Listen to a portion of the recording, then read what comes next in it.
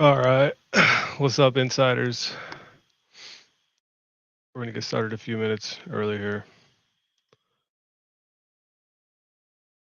Kelvin Gastelum is out with fucking some shit on his fucking face, dude. What the fuck is that, dude? What is that?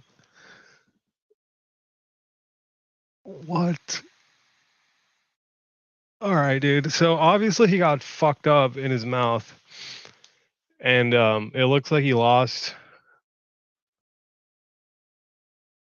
Like he straight up lost at least a tooth, and then there's like the other ones looks like they're fucking barely hanging on. But what is that, dude? What is like the other thing on like what's the thing on like his fucking cheek, dude? What is that? I don't know if I've ever seen a wound or like an injury like that, dude. Is that like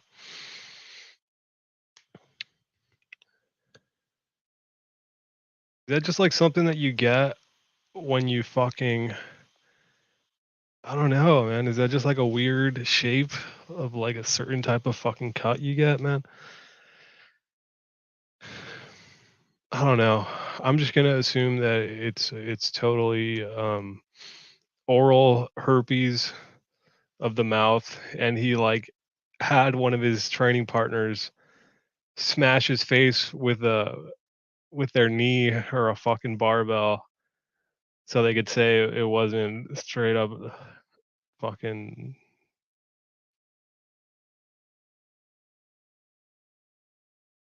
oral herpes or whatever the fuck. Oh, but that's too bad though. That's fucking dude, free money. Free money we're losing on this fucking fight this weekend, dude. What the hell, man? Kelvin was gonna go in there, take his dive, do his job, take his L, his learn, and that would have been it. Everyone gets paid, you know. Kelvin gets paid. Imavov gets a dub. We all get paid for our collective bets on on the great Kelvin Gastelum. But now that's not happening, and I'm not happy. You think I'm happy about that? You think I'm happy? Kelvin's face looks like this now. I'm not. But I did have to go live and make a video about it and just see what's up. I'm really just bored, man. I wish it was can we just have like another lockdown again? So everyone can like so Brandon K can do fucking StreamYards again, man. Those were the good old days. But anyways, fuck it, dude. We're live. Even if no one joins, I'll be here, and maybe we could start making this like a regular thing. You know, you start off with one, and then there's two. We'll see how that works. There's literally no one even watching right now, but this will be on your feed. Hopefully, someone will click on it and um, jump in here or whatever. Some people will see it, and if you're hearing me, if you're hearing this like in the future, if you're hearing me from the past, um, put your fucking notifications on. If you want to get in here, turn the little bell on. If you want to see next time I go live, next time we go live, so you'll be able to see on the spot.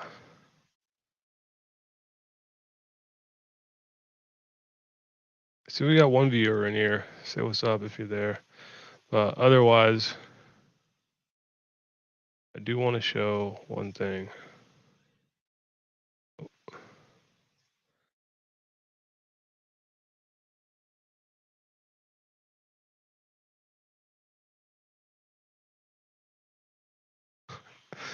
Fuck, hang on. It's a video. It's a video of Kelvin's fucking face getting like repaired. It looks like,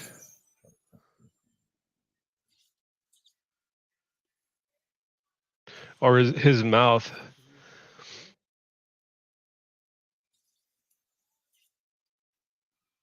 You awake? I wonder if they like put you to sleep for this shit. They probably put him to sleep, so he doesn't have to feel it.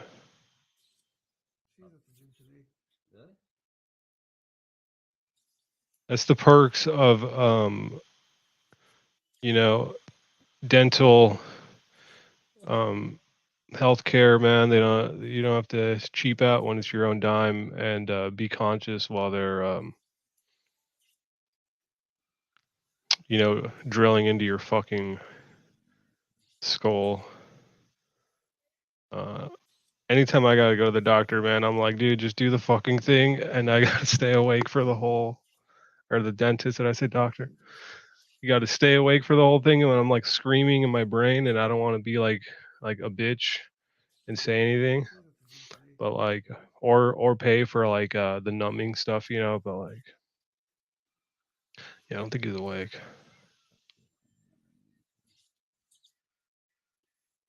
Yeah, that's pretty crazy, dude. So he like got his tooth fucking. I don't know if you guys know, but like Kelvin got his tooth. Where's the photo? See if I can find a photo.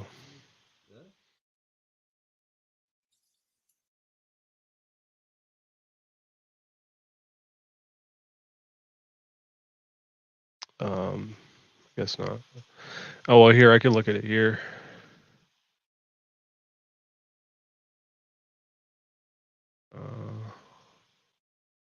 There we go. Yeah, so he got like one fucking tooth completely. It looks like it's not even there anymore, dude. I mean, completely knocked out. Like this one on the left, on our left, and then this one to our right here. They're clearly like hanging on barely. So either this one's fucking in like the back of his mouth, man, just chilling, or it completely got knocked out. And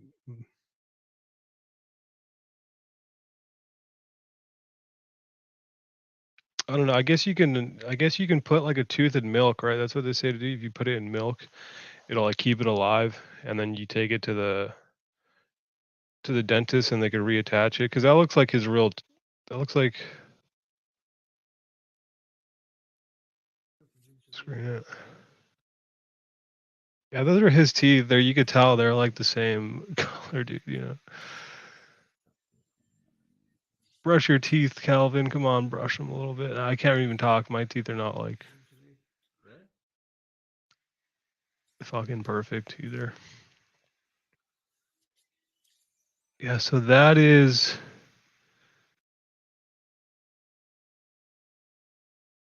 like the center one, and this is the one. Looks like this is the one they reattached, but you can tell. Oh, dude, it's like. I mean, he took a knee to the fucking face. Like, that's a lot of force, you know. Um,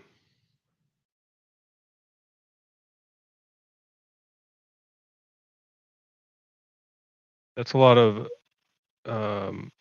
force to be taken, dude. I guess so. What ended up happening apparently was he was like obviously he's fucking fighting this weekend, right? So he's like in the middle of his training camp, and they're probably gearing up pretty hard those kind of several days beforehand. You know, they're probably going hard, and he it seems that he was working his wrestling, defensive wrestling or what have you, whatever it is for this Imabov fight, and someone fucking blasted him with a knee, so got caught with a knee somehow in a scramble, and now I don't get paid. That's how it goes, or at least uh,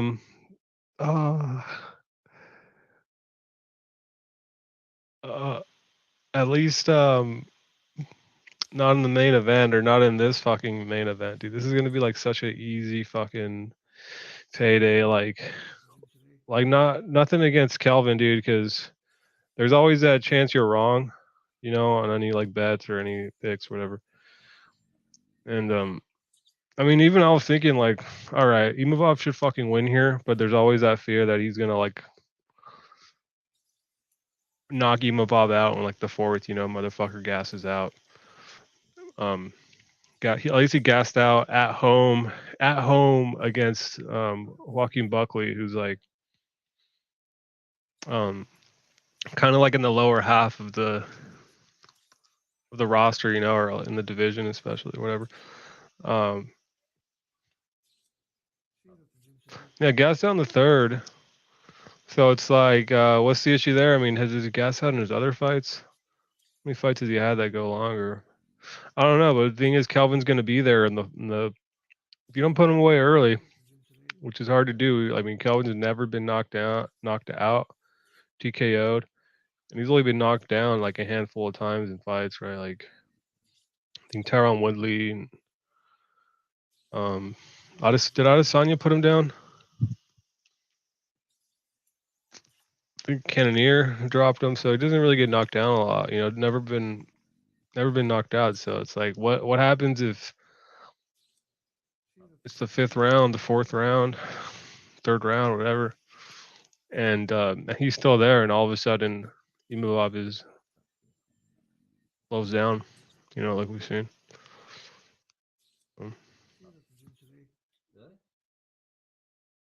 Yeah, I mean, Kelvin was not out of this one. I know Prediction Guru was saying that he's picking Kelvin. He got him at plus 180 or some shit. But like, yeah, I don't think he was gonna win. If you guys give a shit about the ELO ratings, he actually had the higher ELO, I think. Let me double check that. He had the higher ELO. They're very similar. Whichever way, it's like, yeah, it was higher by 15. Which is like nothing, right? If you guys understand ELO, if you guys like want me to school you a little bit on it, it's like that isn't a ton of a difference, you know. A big difference would be like 300. You know, like the Rebeski fight. He's fighting that like Gracie black belt guy. I don't fucking know his name. He's never even fought, but you guys probably know who I'm talking about. That dude. I'm checking his name now. I do want to see what it is. Nick Fiore is his name. So like in that fight, like the ELO splits are fucking like 300, dude. So which is pretty substantial. I mean, that's not to say that guy couldn't win or that a 300 ELO split means you won't win. But you probably won't, like, statistically, right? Oh yeah. So yeah, so Kelvin, I mean,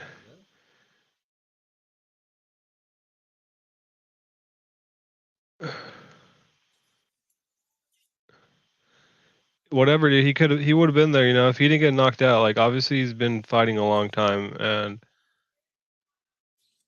maybe that chin's starting to degrade, right? Like how old is this guy now? He's fucking like 33-ish. Oh, he's only 30. He's only 31. But still, he's been fighting for over 10 years, dude. You know, he's been in the UFC for almost a decade now. So,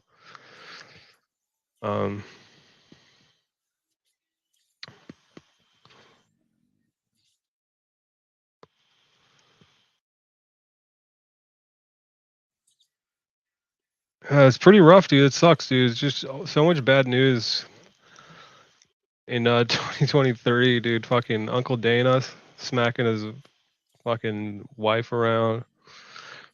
Phil Baroni going down for murder in Mexico, dude. What else, dude? What else is happening? I mean, you guys all keep up, dude. Fucking this Angela Lee girl offing herself. I mean, all those things are like, especially that one, all those things are like much more terrible than Kelvin.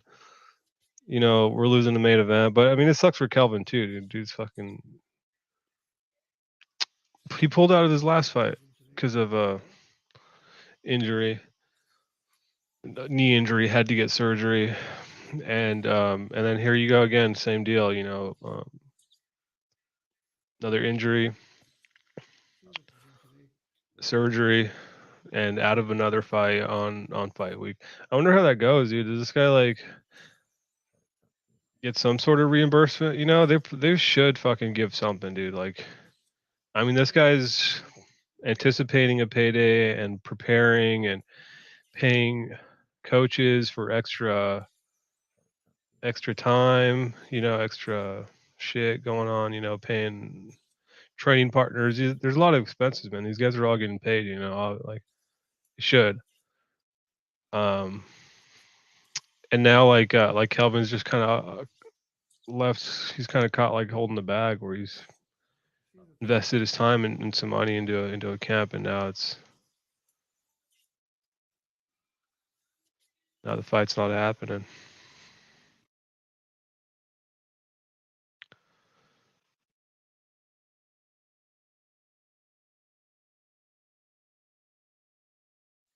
It sucks, dude.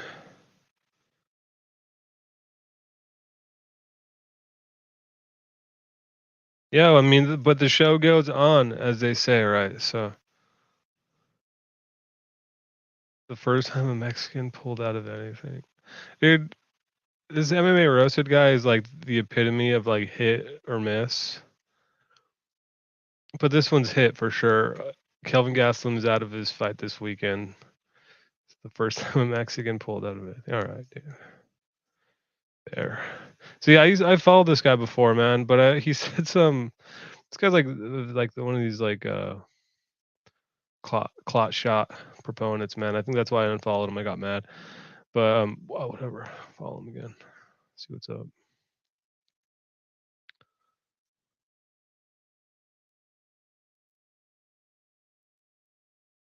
The best support system. Yeah, what did he say? This is from 3 p.m. earlier. Actually, I'm disappointed to say the least. This is not how I wanted to start 2023. Battled through a lot of adversity and was ready to put on a hell of a show this week.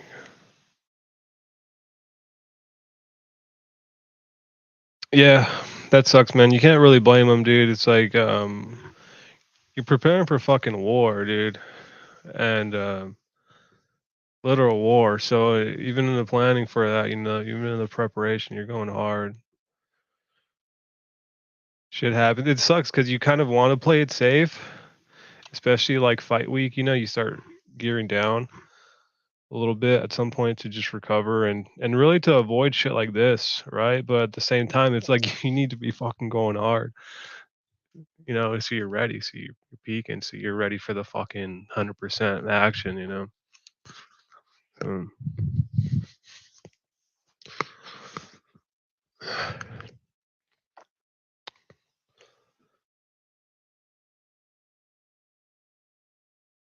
that sucks for him.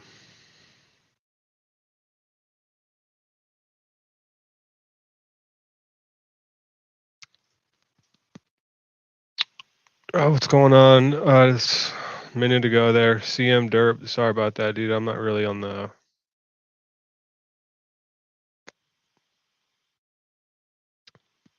I'm not really paying attention to the chat there. See you there though, CM Derp. Don't know if we've met. If you want to jump in here, dude, or if anyone's fucking listening, dude, or if you want to catch the next one, I'll be like just leaving I'll leave the StreamYard in the chat if you want to talk fights and shit, dude. I don't bite.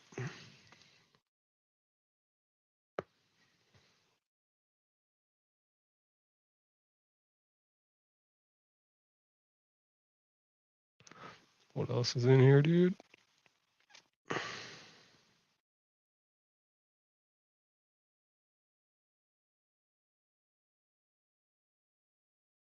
yeah, I guess that's that from Kelvin, dude. Yeah, Kelvin out, Sean Strickland in. Uh, that's cool, dude. So it's like the first time in like the modern era, not like the fucking 90s fucking like bullshit that was going on. Um, this must be the first time in like the modern era though that we got like a fighter headlining back-to-back events. I know I think like Xavier or somebody mentioned like in the group chat that Figgy did like back-to-back pay-per-views, but I don't know if that was like I'm pretty sure that was not back-to-back events. I mean, they do like a million events a fucking year, but this is the first time where that I've seen, man. I mean, it's got to be right because especially when they're doing events one after another in terms of like a week after. I guess this isn't really one of those cases, but you guys get the point. Back-to-back events, and I looked it up. I think it's excuse me. I think it's like 3 weeks. Well, I guess it's going to be a month, right? Once it comes to the actual fight day. A month out and at 205. So that's cool. So that's cool. I mean, that's going to be like more of like uh what was I going to say? More like their actual weight, this is like what people talk about. I think Bryce Mitchell was talking about this. Um no weight cut, people actually fighting at their actual weight. So I mean, Imavov, well, he'd probably still be cutting a little bit of weight. And same thing with Strickland, who knows? Uh,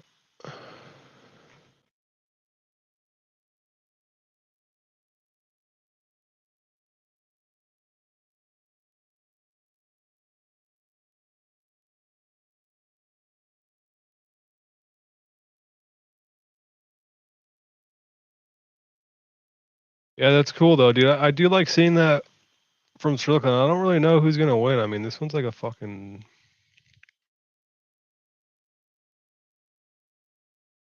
kind of leaning Strickland, just because. I mean, I thought like Imavov would have just like whatever, dude, decisioned Kelvin or maybe knocks him out late or early, who knows. But yeah, that was gonna be like a much easier fight, right? Like, um, what was it like a 3 inch, 3.5 inch, or 4.5 inch reach advantage? So that's good. That's kind of trends to like KO potential, but I mean, like Kelvin's fucking durable, dude. So who knows if that would have played out like that? But I mean, this fight, we go from like a test, definitely like a test for Imavov, but not as difficult of a fight. Obviously pretty favorable, all right. It's like he's the younger guy. He's he's gonna have the longer reach, and the striking. Obviously, I mean this guy's one of these Avs, like he's Dagestani, right? So it's like you probably pretty definitively would have had the edge. You don't know how it's gonna play out in the fight, right? But on paper, I think everyone would kind of agree he has like the edge in at least in the reach, edge in overall grappling. The guy is a pretty good grappler, dude. If you go and watch like What fight was it? Oh, the Ian Heinisch, right? And Ian Heinisch is like a pretty strong guy himself, pretty decorated wrestler, right? That guy was like a college wrestler or some bullshit, man. So like he was in there doing some crazy shit, man. Like I think there's that one part where Heinisch like shoots on him, and then as he's kind of backing out of the shot and getting back into his stance, Imava fucking takes his own fucking shot at him. And when I saw that, dude, I was like, oh fuck, all right, this guy's on the level. Dude. This guy ain't fucking around. Amateur in the fight, in the fight game, in the grappling, in a fight.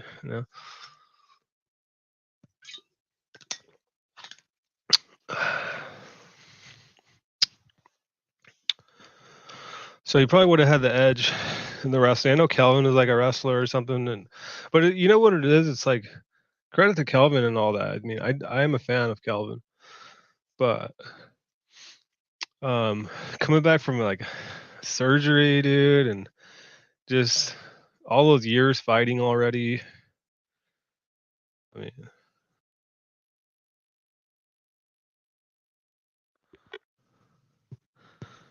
let me show you guys. Oh, Jesus says, "Sup, G. Have a great New Year and continued success with your gambling." Good to hear from you, Jesus. Yeah, dude, it's been going like all right, man. I never like speaking too soon on successes or even failures, I suppose, man, on that, right? But finally started like finally had some fucking money that I was willing to throw down. I felt comfortable throwing down, and um,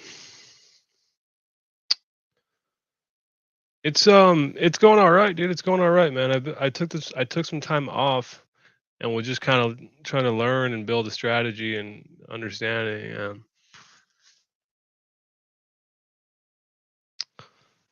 I mean, I had some good events. Actually, the last event, I mean, I fucking made 50% on my whole bankroll, dude, which is, I mean, it wasn't a lot of money. I only made like $75, but like I turned 150 to 225, so that's always good, right? You always want to be running it up. So, um, hey, it's like the way I look at it is like right now it's 150 into 225, but like then it could be 225 into 300 even, and eventually it could be whatever, do the math, it'd be fucking 10 grand into 15 grand, right? So it's just keep succeeding, right? Moise, what's up, Moise? Let's go with you, man. Hey, if you want to get in here, man, I do want to talk about like fucking your boy, um MMA fraud of the night. I want to know, you're like the main guy, dude, on the case, fucking main investigator, dude. Vector Moyes. So I don't know if you want to jump in and talk about that, dude. I want to know. Oh. Yeah, people were saying that you're sending my underground messages. I don't know if you knew that was me or not. Uh, Jesus, you have to speak them into existence. The universe is ours, man. Hell yeah, dude.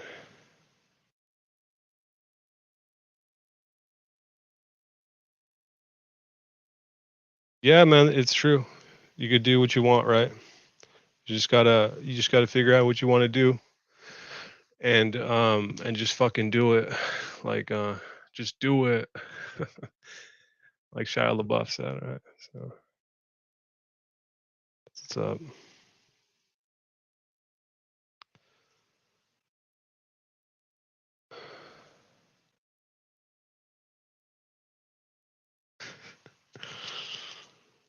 Yeah, dude. Kelvin Gasty out. Sean Strickland manning up. I mean, who else, right? Who else? What's the deal with the rankings, anyways? Where are they like in the rankings? I wanna.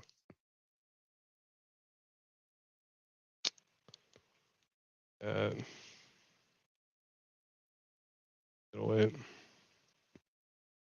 So Imavov is only 12th right now. Yeah, and you just find the guy behind him. I mean, that's fine, dude. You know, too many guys are in a rush to just fight their way up or just fight someone, and the UFC will give you breaks. You know, like I've seen it before, dude. Where like, let's say Imavov fought Cannonier or some bullshit. You know, it's like as long as you like lose a decision or some bullshit. I've seen him like all right, he fights Cannonier, he loses by decision or something. All right, we'll give you the 4 spot for losing, which is like kind of bullshit. It just depends on if I like the fighter, you know, right? If I'm biased or not. Um, but it's like, come on, dude, you're gonna fight up and lose, and then they just give you a ranking up there. Doesn't make any sense. But yeah, so Imavov, he's just fighting. I mean, he had a tough fight. He won against what's his fucking name? Um, Joaquin Buckley. But like that third round, question marks, right? Question marks. He lost the third round to I mean, really, see, it's kind of fitting, man. Like another very undersized guy, like Chris Curtis. Maybe I'm wrong here, man, but like Chris Curtis is kind of like a small 85er, right? And like, dude, he was like the bigger guy against Joaquin Buckley. And actually, Buckley, if you guys watched on Joe Rogan, he actually said that he's going down to 170. So like, this guy like signed up for the fight against Chris Curtis, but he already signed another fight, win or lose. He signed a contract, he said, to fight at 170 after that fight. So that's kind of interesting how they do that. But whichever way, beside the point. Imavov had kind of trouble with like this sort of middling, um, not even ranked fighter. So and lost the third round. So it kind of makes sense. Like let's see what this guy is about. Let's test him against someone, you know, it's proven. But another undersized guy, you know, it's going to give you some advantages. And Kelvin's always game, you know. I mean, he wants to fight at 85. Like he probably understands that he's going to be undersized pretty much every fight.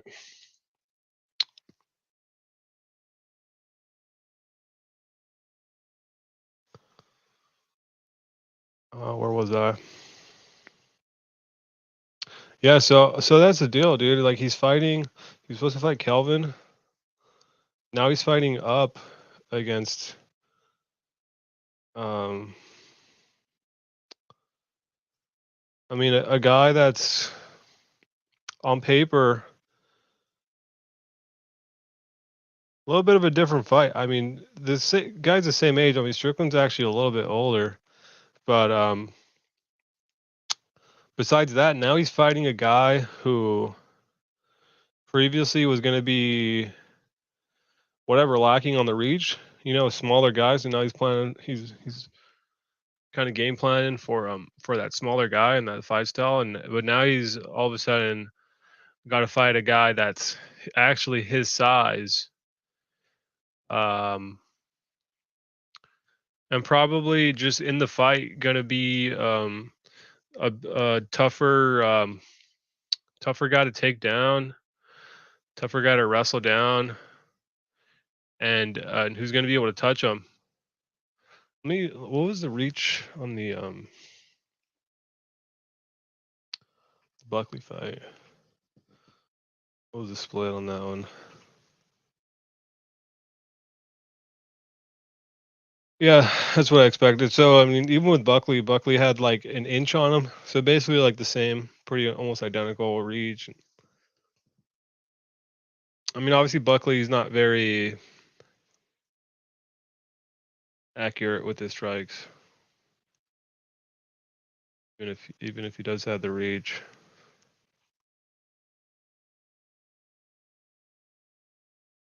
And now he's fighting another guy with that same reach and who is a lot a lot more skilled than fucking like Buckley. You know, I mean, goes without saying. So I mean, having said that, man, I think I'm just gonna. I was already leaning Strickland, and I don't want to turn it into this thing of like humming and hawing. Like, I think Strickland wins. I don't think Elo's updated the Elo system, but I did look up on the rankings shit, and I'm pretty sure.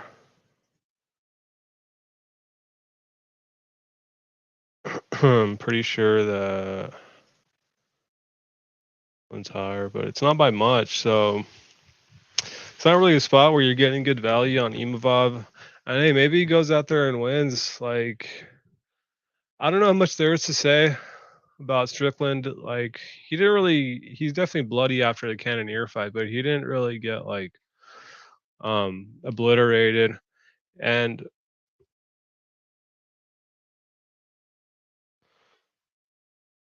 I mean, guys get like knocked the fuck out and then fight like 3 months later, 4 months later, 6 months later, and they're fine. They don't get knocked out again generally. So I mean, in this instance, again, like he didn't get knocked out. Definitely took some shots from a big guy, but it's like he's probably fine, dude. That dude's tough, and he's not gonna have to cut the weight. So especially that, see, leaving that, it's like I don't think it's gonna be an issue of him getting knocked out. So he should win. He should win. I think Strickland's gonna have an easier time of just coming in here and adjusting to like the kind of unpredictable kind of arena, right? Where it's a new opponent for him, but it's like a fucking just new fight that Strickland wasn't expecting. And Strickland just is I don't even know if that guy drills ever. He literally I don't think I've ever seen him drilling, dude. It seems all I see him do is spar. So like he's not gonna have a hard time adjusting to a fight, I think.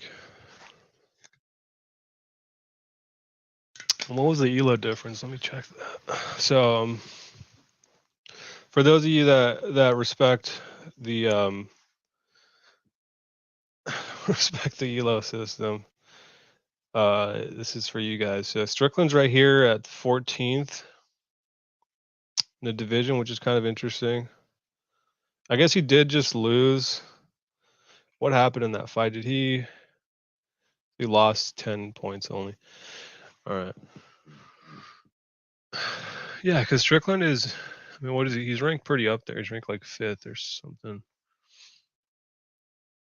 But on this one, he's only 14th. And then Imavov is right down here at 22, 1643. So is someone out there better at math than me? I'm just going to type it out so it's accurate. So 16. 3. So it's a 73-point difference with Strickland having the higher ELO.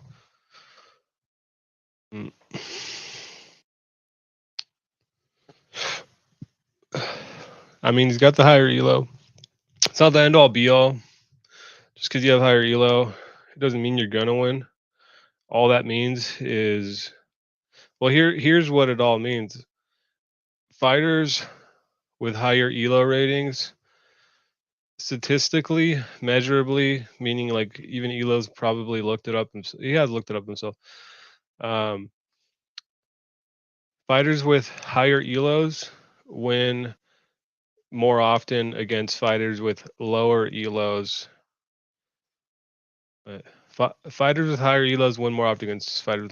Yeah, pretty simple. They win more often against a lower ELO than the lower ELO will win against that fighter with a higher ELO.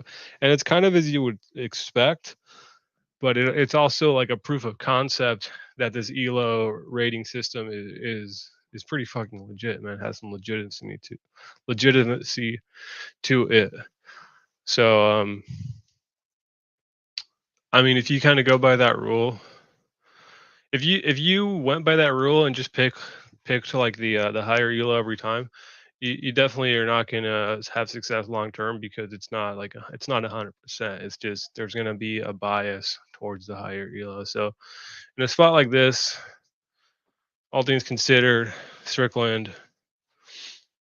I mean, I'm kind of giving like impromptu betting advice here, but I mean, he should win. -120 is the line I'm getting on my book. It's probably similar on your guys' book, so it's like it's pretty fair value.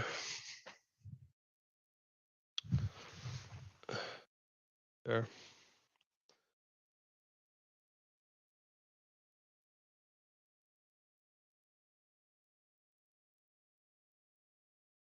Yeah, Gregory Rodriguez right behind him. Interestingly, that would be a fucking sick fight, dude. Like Gregory versus Strickland.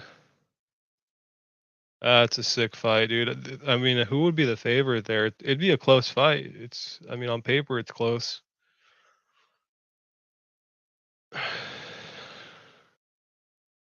KO rating for Gregory is higher. Strickland sub rating's higher, but I mean, who's got the better pure jiu-jitsu, you know? I mean, physically, Gregory definitely looks like he has more power, but it's like it's not enough to just have power. You got to be able to land. And Strickland's defense and his timing are excellent. But like submission wise, I mean, Gregory's got to be like the better jiu-jitsu guy, I think. But this guy doesn't fucking work his jiu-jitsu. He just wants to knock people out. Same age, allegedly a year younger.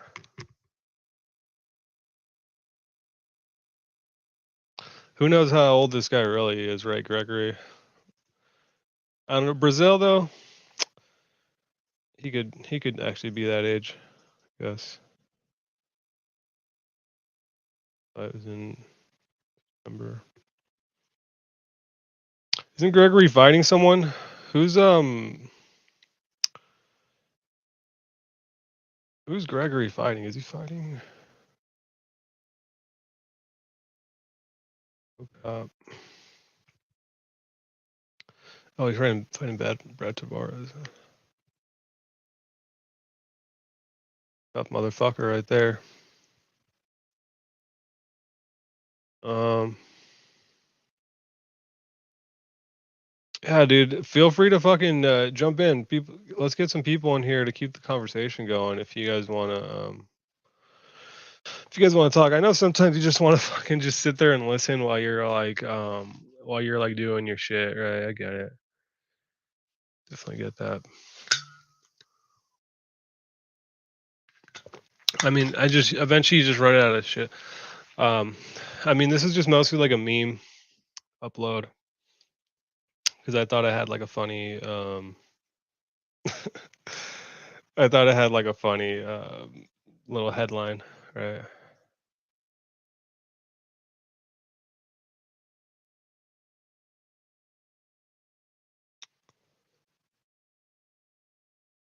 On Strickland.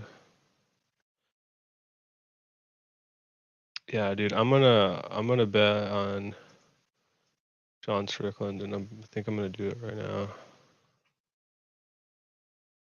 Oh, and I wanted to ask too. I wanted to ask like other people, like, what are you guys' bets?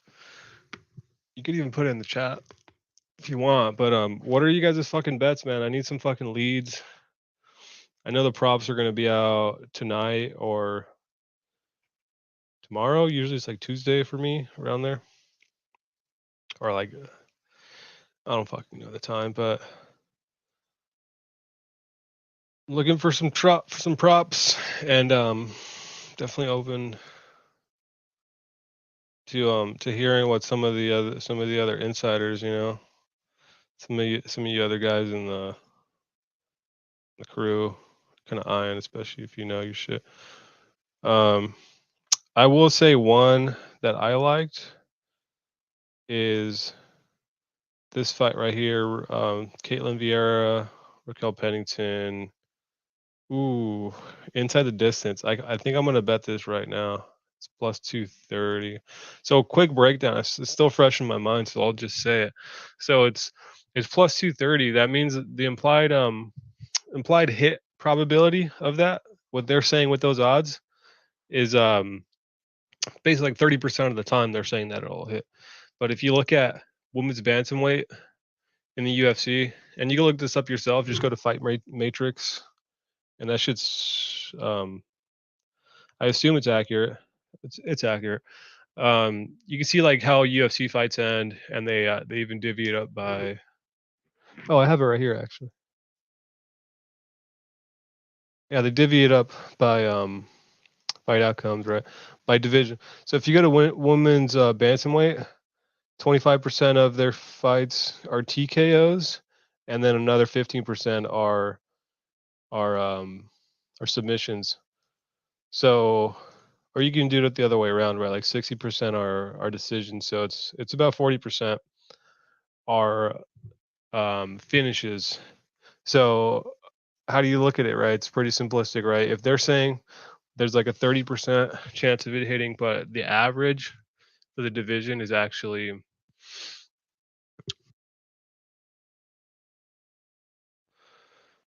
sorry, the average is actually 40. I mean, that's like a I think the math when I did it, it was with plus 220, it was like a 9% edge. But yeah, we're looking at roughly like a 10% edge on the average. Is fucking excellent, guys. Right? It's like what you want, dude. Dude. I'll take a fucking 3% edge if I really think it's possible. And I think in this fight, with their styles, I mean, we can see Pennington get subbed somehow, man. She looked kind of not so great against Irene Aldana on the ground. She almost got hit with like a calf slicer and some other stuff. But Aldana is really good with that shit off her back, like getting leg locks. She's decent at it, and she's got like long legs. But we saw Caitlyn with that like sick ass guillotine on Holly Holm that you guys probably remember. So whichever way, um, she could always get subbed, or what I think is more likely is one of the two getting knocked out on the feet. I mean, they're gonna go out there and look to land um, power shots, particularly Caitlyn. She really just tries to hunt for those power shots from either side. And Raquel, dude, is very good in the boxing and very good in drawing out attacks to counter against. And she's really good. I mean, her record's only 14-8, but she's got like some real skills in the boxing. Um, maybe not as much power, but you don't really need power to like get a KO. You just need to be able to land the shot sometimes. And whatever, dude.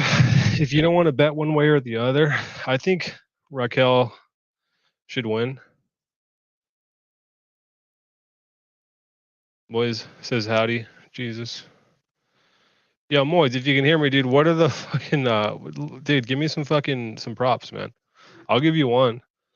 It's Caitlin Vieira versus Raquel Pennington fight. Will the fight go the distance? I don't think it will. Maybe it will, whatever. But I still think it's a good bet. Just like a classic math bet. So we'll do that right now. And I gotta take a photo of this shit.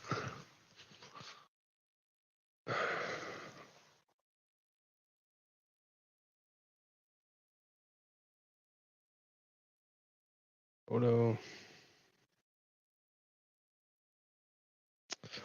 All right, got that one.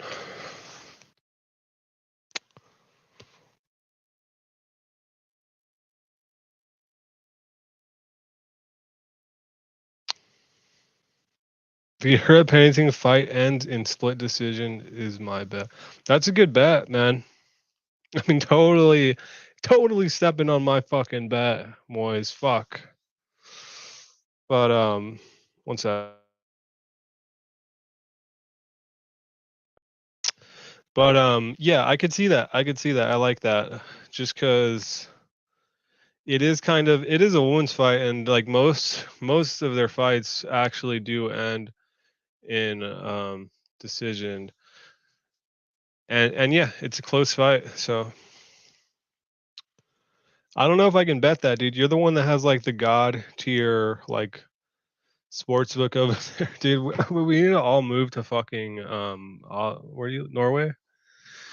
We either all need to move to like Vegas, right? The mecca of this fucking shit we're all in, or the UK, dude, because Jack has like the best fucking lines all the fucking time, dude. It's fucking unreal. Jack will like we'll get lines for like plus 300 Jimmy Flick, and Jack gets like plus 1 million. You know, it's like fuck, man. Well, not plus a million, but he'll get like plus 400. But constantly, man, this guy gets like juice lines on shit that is just we don't get those lines over here, man. Or he gets like boosts.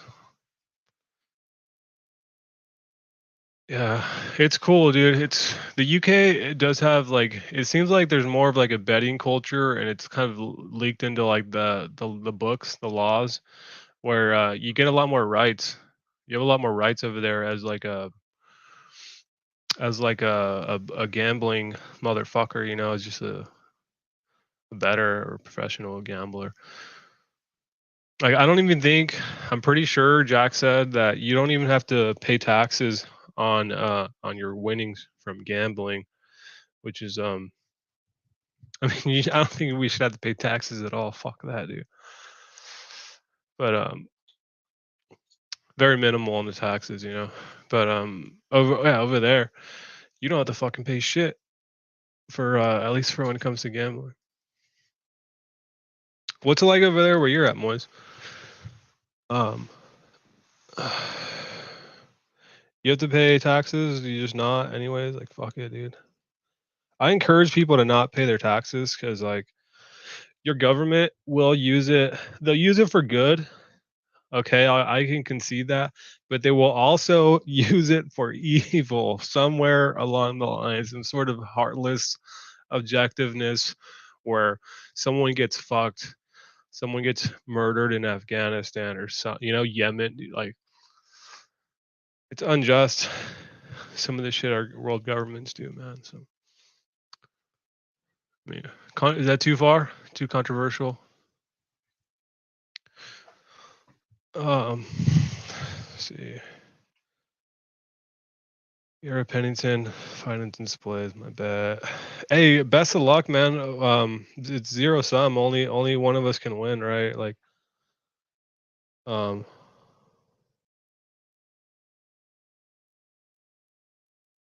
only one side could win, or it's either you or the house, anyways, right? Either the house wins or you win. Makion versus Henry for the real battle, or you could do Henry versus Sean. Yeah, did you guys hear that shit, dude? Did you guys hear that? Where's that at? Let me pull that up.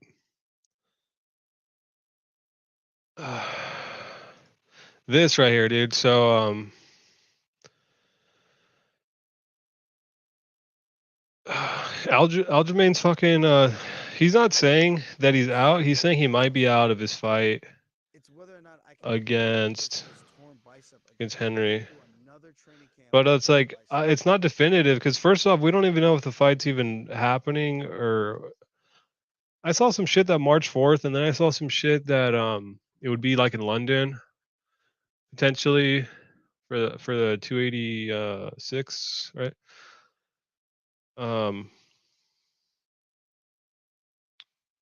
But he's basically saying like I don't know if I'm gonna be ready or if he wants to fight. He says he had like a torn bicep. Like you see, he keeps like looking over his bicep. But he said he fought his last two fights with a torn bicep, partially torn, and I think he like tore it.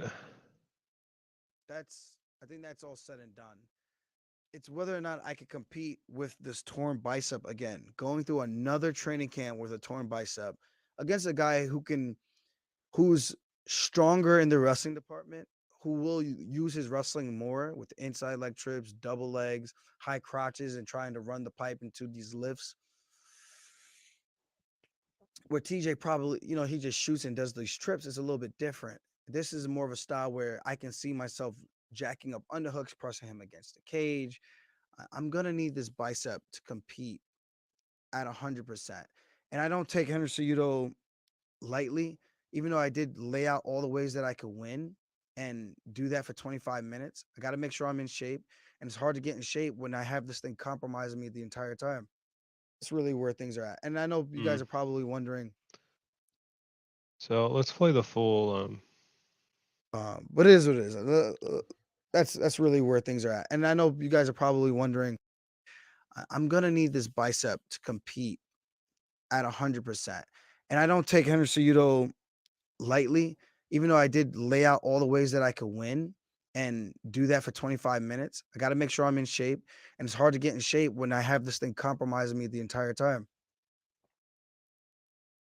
Yes, I can run. Yes, I can do sprints. Those are all cool, but I need to make sure I have the grappling endurance to go 25 minutes. With the guy like Henry, he's smaller, so his condition is going to be a little bit better because he's not going to be cutting as much weight as I'm going to be cutting. So I'm already compromised coming in. Yeah, oh, you just go up a weight class. Guys, it's not that easy. The guys that are at 45 are cutting down almost the same amount of weight as I am. So I leave one problem to go up to 145 and deal with a different kind of problem. Size, weight. When I fight, I only weigh about 151 to 152 pounds, sometimes 50 All right. So if we're gonna fight or not. basically, yeah, he doesn't even know if he's gonna fight. That's kind of interesting. Dude, we have so many guys that don't even know if they're gonna be able to fight. Like we don't know if Kamaru's gonna fight, but like Ali is saying, he's saying something like, "Nah, the fight's happening." I don't know. I don't know. I'm not like Kamaru's doctor. I guess it's possible because we do know he got surgery again, like last week or something like that, or maybe a few weeks now. But he got like surgery on like a ligament. So it wasn't even really like a broken hand. It was like some sort of torn ligament, which I mean that's probably impacts his ability to like grip, make a fist. So who knows what else. So if they had to go back in, it could be that it was maybe a little bit more minor, which means a little bit less time that he needs to um to heal. I don't know, dude. Who knows? Who knows? Guess potentially out for right now. And then this dude, DS9, Deep Space, he says strip him, make Jan versus Henry for the real belt. Mm. Damn, there's so many like I guess it's not the worst job in the world, man. You know, if you're like Dana or these guys, like you just got to decide kind of where to fit people and um who fights for what.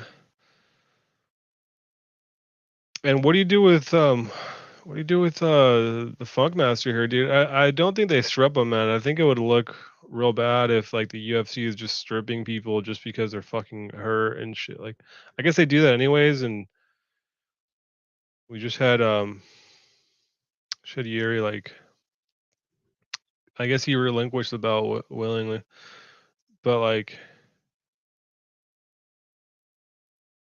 I don't know. You can't really strip them, dude. I don't think. I guess the UFC could do whatever the fuck they want. But yeah, I mean, I guess that's what interns are for. It's tough because you definitely want. I mean, Strickland could fight, or not Strickland. Uh, well, Sean. I guess they're both Sean, right? O'Malley. O'Malley, you want him to fight You want him to fight fucking you guys know who I'm thinking of. Cheeto somehow.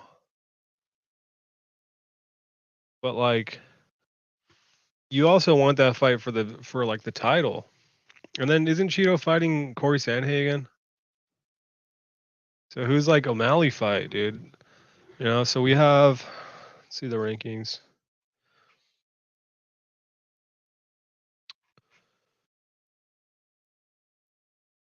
Sterling, O'Malley's the number one contender. Peter on, and then Henry, dude, it just sucks, dude. This sucks because like Henry didn't even lose the belt, man. He fucking retired.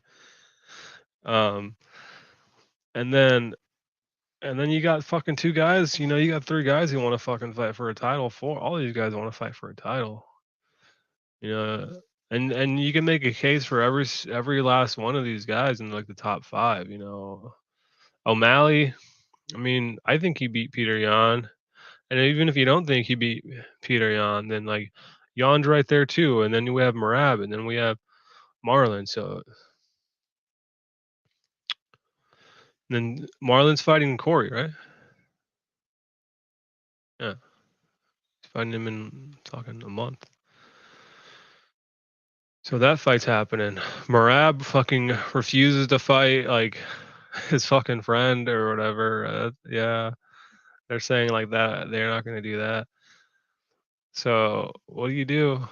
Since well, all right, Marlon's out since he's got this fight booked. O'Malley, I thought O'Malley said he wanted to take some time off, so I don't even think he's really the picture. I guess you could do Peter Yan versus Cejudo for the interim. And if we're talking, you know, we're talking about like the biggest fights you can make. That's like it's like one of the biggest fights right there.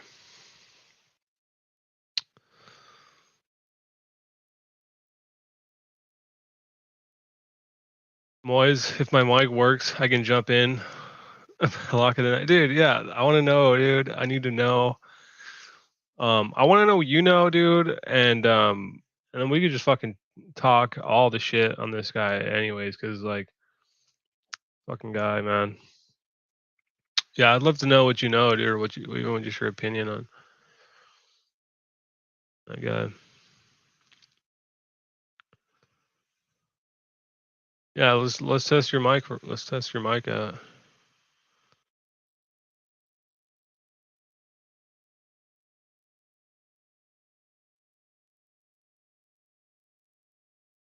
What other like fight news is on right now? What other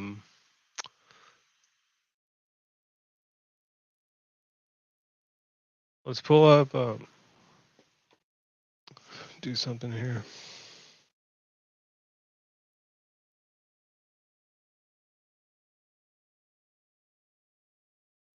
On Reddit.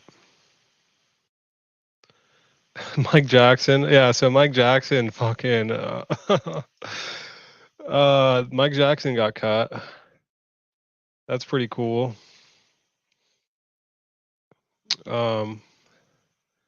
Damn. I mean, how long was it gonna take for the fucking black racist to like be caught, dude? Imagine, dude, if it was like you don't have to say it was a white. Imagine if it was like a Mexican dude who was just going off on like Asians, you know, and how much you just being completely deranged, you know, or on how much he fucking hates Asians and how they're Asian supremacists and they're I mean yellow yellow cockroach or what does he call them, like snow roach, like piss roach. He's gonna start calling them piss roaches. Like, damn, dude, that guy would have been cut so long ago, man. They gave this guy like the longest leash in the history of existence. Like, fuck. How did this guy even get into the UFC, man? That's the real question, man. It's like, who fucking blackmailed the UFC into like having this guy fight? Because like I guess he had like some Muay Thai fights, but the guy had no like following, no like existence. I mean, CM Punk, at least it was CM Punk, and he helped sell a bunch of pay-per-views that first fight. But like, the fuck, dude? Like this guy was just like, what? He had like 0 fights or 1 fighter. I don't even know, dude. Is that Moise? So, you ready to come on, Moise? Let's Yes, test her can you out. hear me? Can you hear me, man? Yeah, I do hear you. Okay, because I'm using an old computer, so not sure if everything is working correctly. So Sounds fine over here. I mean, what's the deal with what's the story on the microphone? It's like some ancient. no, I thought you're Moise audio, dude. You don't just have like a million, like just old I audio mean, you equipment. know my story. I got a kid who destroys everything, man. Everything. The kids, man. Yeah. Destroy my phones and destroy my computers and How did they, dude? I never got that because when I was a kid, I did not just break people's shit. no, he suffers from autism, so it's kind of Oh, difficult. so he's just Yeah, like kind of, yeah, he's like a little bit more. He's just kind of, it's the best way to say it. yeah. A So little out of control sometimes. yeah, so today I'm receiving two new headphones, PSP headphones. Mm-hmm. Is that like a chic brand in It's not a cheap Norway? brand; it's a Canadian brand. No, wait. Did you say cheap or But I said no, chic? yeah, cheap. Chic. Mm. It's somewhat mid to high end, the headphones, but I didn't want to buy the Sennheisers or Sony's. I just wanted something different because the air pads are a little bigger, they're more Yeah. comfortable. So PSP is a well-known uh, brand from Canada in the audio industry. So why not? So PSV. PSB. ESB. Yeah. I've never heard of them. I have a wireless Logitech headset. What Yeah. do you know about the Logitech? It's good shit, right? It's more of a computer brand. So Uh, yeah, those type of I that kind of sound good though, market. right? Everyone always compliments me that I come out like crystal clear. I mean, I paid like $200 for this fucking shit, but better sound good. Yeah, so long your room doesn't have a lot of reflections and uh, bad acoustics, so you'll sound okay. People forget that because people don't know your room is the Mm. most important part in your audio settings, whether you're listening to audio or using microphone stuff. Because Yes, man. Yeah, dude, you're like a professional, man. I'm definitely like a amateurish like audio person, but yeah, you see right, that a lot. You see that a lot with like podcasters. They'll have like the fucking the shit on the walls. What's that stuff yeah, called?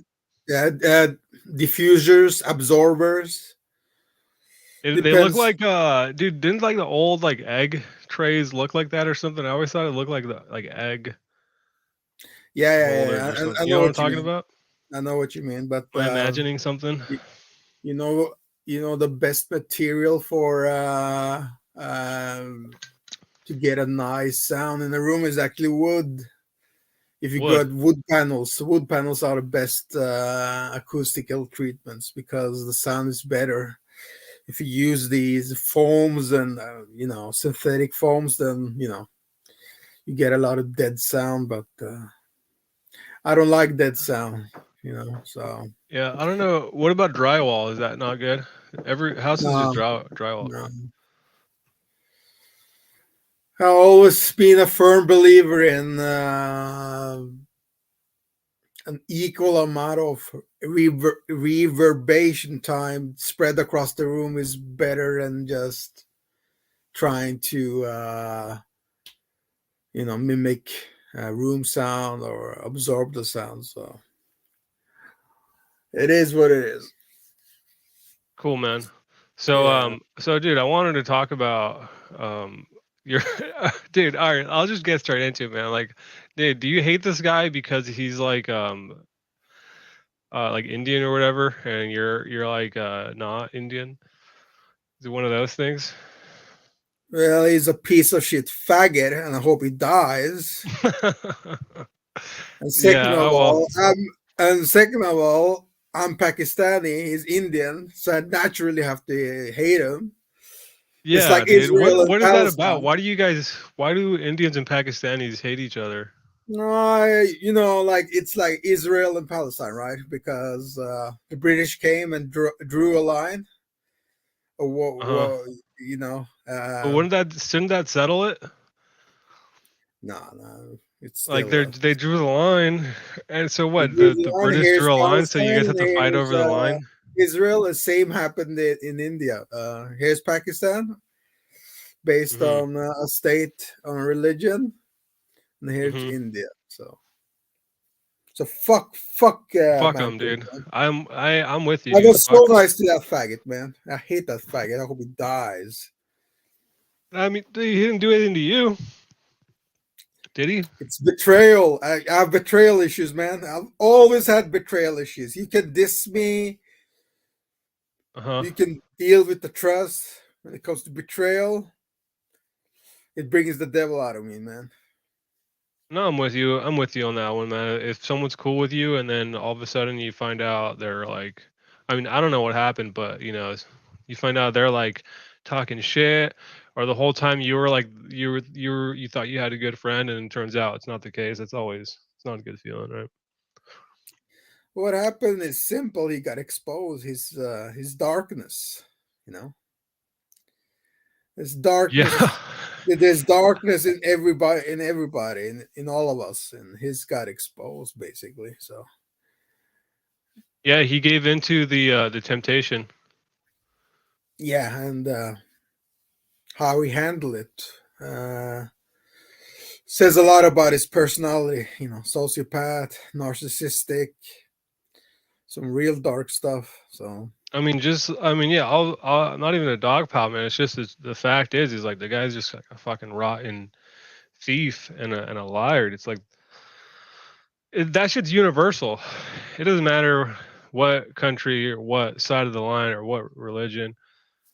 I yeah, mean, the thing no is, one values theft. look, the thing is, if Locke was in the Arkendom society, he Uh, wouldn't have lasted 1 month because everybody would have known he's doing some shady stuff, and everybody was going to kill his ass and dox his ass. But the dude, thing here so is that you how did you find out his where he lives? Did you find that out first, or who found out? no, I haven't found out where he lives. What happened was that in September, right? Back in September, there was some mumblings going Yeah. around about he hadn't paid out 2 winners or something like that. I'm like, okay. I didn't take any notice. I didn't take any interest because I trusted him when he said like, he has a PayPal issues and stuff like that, right? So what happened now was that Sorry, yeah, I'm listening. in December his second contest, or third or fourth, was over. So Troutman, one of the guys on Twitter, started attacking him, right? Mhm. About not paying the contestants about their winnings. So I'm like, okay, this is interesting. If Troutman is on your case, then it's basically rest in peace because he knows what he's talking about. So an, a anonymous account appeared, right, and he was saying, "Well, I won a contest last year. I haven't got my money." Wait, so 2021, there was someone that already hadn't been paid out, even in Yeah, 2021. yeah. And then my mind said, "Oh shit, he has been running a Ponzi scheme." right there and there when I read that, I'm like, okay, if it's true, I wouldn't, I wouldn't believe it. I'm like, no way.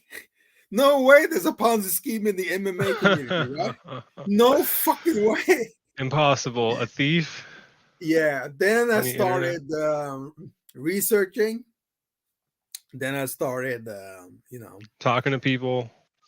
talking to people. But what I did was I used the Wayback Machine, right? Hmm. There's a search engine on Yeah. the. I'm familiar with You it. can look at the old website, even though you've deleted pages, you can still see some screenshots. So I went back to 2019, right? Mhm. And I saw like he had like two games, right? One $100 game and $25 game. And then I've fast tracked it to 2020, 2021. You see the game progresses, right? From 2 games to 4 games to 8 games. And then I did the math about how much entry fees he's been collecting, right? Uh-huh. And from the basis of the entry fees, I conclude that he has been running a Ponzi scheme, because he collects the entry fees, and the games last. There's another issue that backs up the Ponzi scheme. The games last like 4 to 6 months, right? Hmm. So let's say I give you like $10,000, and let's say, okay, you could keep it for 4 to 6 months. Wouldn't be any temptation to take some of it, right? A lot I of mean, people. fuck yeah, dude. Any guy Yeah, who says like he wouldn't even think like intrusive thought, yeah, but you have to constantly make the decision to make the right choice, yeah, or just to just do it once. I'm not gonna yeah. fucking take something that's not mine. Right? So I'm like, okay. So I'm like, okay, this is a complex issue. This is not a linear issue. So I did some more digging. I come to find out he's been running games since like 2013, 2014. I'm like, what the fuck? So basically, he has experience, right? If you've been running games for the last 8 to 9 years. This guy, he's been doing it all. So this guy's a Yeah, fucking. He's a fucking. 2013, man, 14. He's a capper, dude. Yeah, he's a cap. He's been running He's a games so bookmaker. long. Yeah, he's been running games so long. So there's a lot of time to gain experience, gain knowledge, gain, Learn how to fucking like string people along and just give them little bullshit and yeah, you learn. yeah. You don't. The numbers doesn't really matter. What you learn is the behavioral patterns of people you interact with, right? So he Yeah, and knows most that he people are can. gonna give you the benefit of the doubt, especially if they Yeah. want to get paid. So he knows that he can dip into the money, spend the money, and by the time the contest ends, he can refill what he has been stealing or borrowing or whatever he's thinking about, right? Yeah, I mean the guy's basically at minimum, it's like he's taking out like 0 interest loans. And then even if he did pay it all back, it's like super slimy. So now what happened was that around last year or 1.5 to 2 years ago, he went full time with his content creation, and he had a wedding. And we found out that the average costs of a Sikh wedding, because he belongs to the Sikh community, right? Yeah, dude, he's got a Well, hat, dude. He's got the yeah, hat. he's got a turban. Yeah, he's got a turban. So we found out the average costs of their community's wedding was $50,000, man. Fuck, 50 grand. 50 grand for a wedding. I guess weddings are Yeah. Pricey. Yeah, it's 5 days. So And you can dude, first of all, imagine. dude, how self-important is that? It's like this guy gonna have like a wedding month, and didn't he already have Wedding a week. wedding? Yeah, it's Sorry, fucked what? up. It's fucked up. It's fucked up.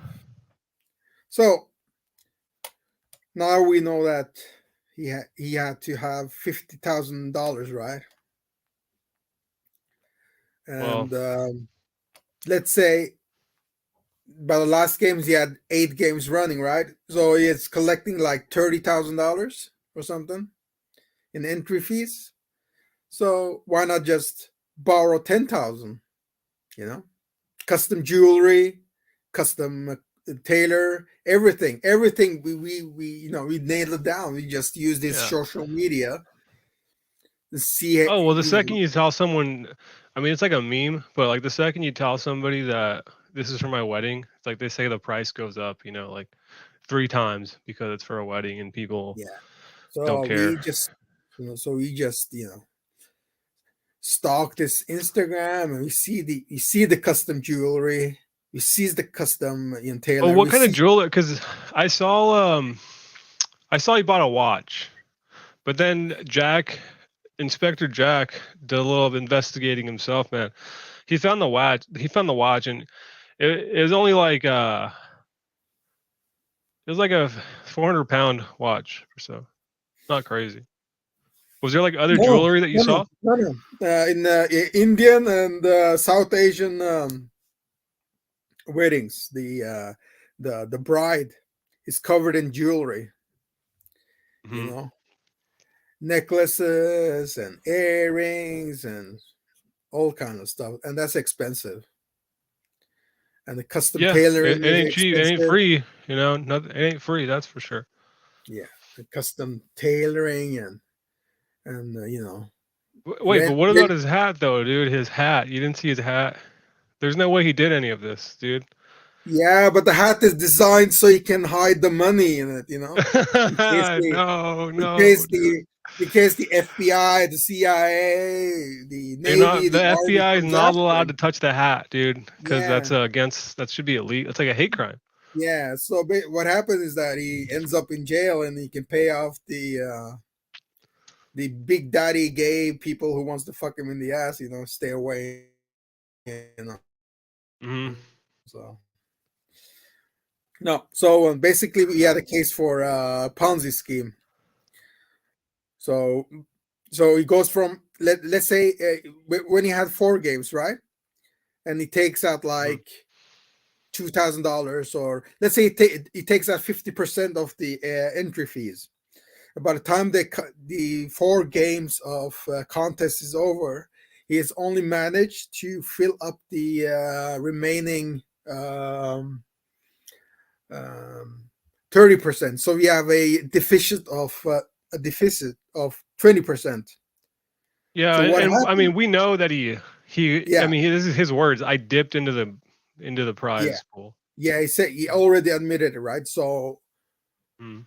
there's a deficit of 20%. So only a couple of the contestants are being paid.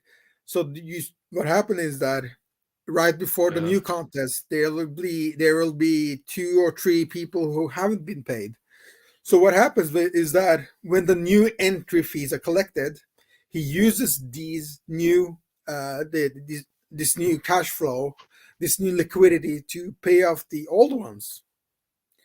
yeah. So Classic basically, Ponzi scheme. that's a Ponzi scheme, Yeah, right? you're using like the new money to pay off the Yeah, old money, and then the new money is the one now who's getting fucked until exactly. you find someone So else. So and it's great that people like you, man, sound the alarm because I mean, if it fucks over somebody, but it's gonna prevent people from getting fucked over, continuously. yeah, and if you do Dude, your Moise, research why on couldn't you Ponzi, just let it keep going, man? no, no, no, he can't win, man. He has to It's like lose. a Ponzi scheme. Look, Ponzi scheme. like someone's gonna get left holding the bag, but it's only gonna be one person. So what if you let him keep the Ponzi scheme going, people would have kept getting paid off. If he just kept it going, people would have been getting paid off eventually from the new money that came in. Yeah, but the thing Right? is, he got greedy, right?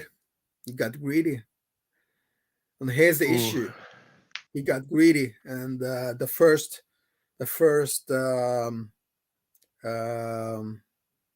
mistake he made was the wedding, right? Wedding is expensive. He takes too much. He skims off too much of the money he has received, right? Hmm. And then now he Something has. happened. What we're speculating, but it's obvious.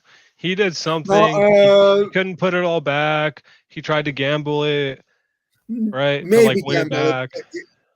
The people are saying he gambled it all the way, but that's too linear answer. A Ponzi scheme is complex, and just blaming it Yeah.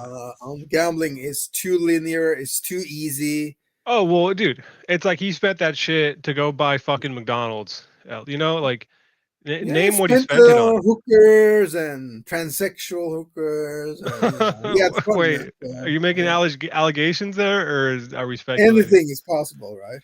Yeah, anything. Sure, exactly. Yeah. Behind that Yeah. smile, there's a wicked, wicked man, So, Dude, well, well, this is the perfect time. I'll just tell you, dude. I it's a good skill to be able to read people kind of and see and know for what they are. And right away, dude, there were some tells, man. I could tell that guy was something was going on, man. And then first thing was, dude, he's got like 10,000 followers on his Twitter, right, but when you go to all his posts, he'll get like, dude, he would get like 10 likes, like 7. right, right, That doesn't make sense. Like on the low end, man, people might expect like 2% of their of engagement relative to their followers. But even 2% of that would be like, dude, he should be getting like 100 likes, 50, 80. We could be conservative, but from the start, I'm like, okay, well, this guy clearly bought follower, which isn't the most egregious, but I could tell right away, man, something about this guy. And then he wears the hat, dude. Come on, Yeah, like man, look how I told noble you I the hat. am. He hides his money under the hat. So, Well, it's clear, dude, and that's what I don't like about these types. And I don't have anything against like Sikh people, but like people that try to like present themselves as like this smile, look at my beard, look at my like yeah, hat, dude, and it's like look how noble I am because of the hat. It's like, yeah. nah, dude, So con. basically, he has a contest running. He Hmm. has 346 Patreon members. He Yeah. he has he does He's got that shows. YouTube money. He's probably making a few bucks from YouTube. Yeah, he has YouTube money. He has Patreon money. He has he does guest spots at shows. That kind of money. He writes articles. He has that kind of money. Yeah, I mean So everyone's got like you know, and everything is make going money. through PayPal, right? Everything is going through Mm. PayPal. Here's the second part of what I'm thinking. The dude is a fraud. Well, here's the second part of the fraud. He has he quit his job and relies Wait, where did this solely. guy work? Do you know where he worked? He, Did you find out he like worked that? in the music industry. Oh, really? Like you a little bit. Yeah, yeah, but he's more on the papers. I'm moving papers, moving papers. Yeah. So here's one thing that nobody else is talking about, right? What do you got? What do you He, got for me, man? Give me the scoop. we know that Canada is a welfare state, and when you lose a job, you can collect welfare money. Um, Well, like Either unemployment or yeah, I mean, unemployment is one. Two is if you have a sick family member, you're taking care of them. you can get money for that as well. And his dad? So I did some digging, right? So I did some digging. Now here's the thing. Currently, there is no LLC or a private company called MMA Lock of the Night. So basically, I do believe he hasn't paid any tax of his income streams from the MMA side. And the reason why he hasn't paid tax or filled out any forms, allegedly, is because he most likely is receiving benefits. And if he reports, then Yeah. you kiss those benefits goodbye. Yeah. Right? Yes. So we have a case for him that he Oh yeah, that's might what I was gonna be, ask. So are you like yeah. considering, are you guys contacting any kind of government people?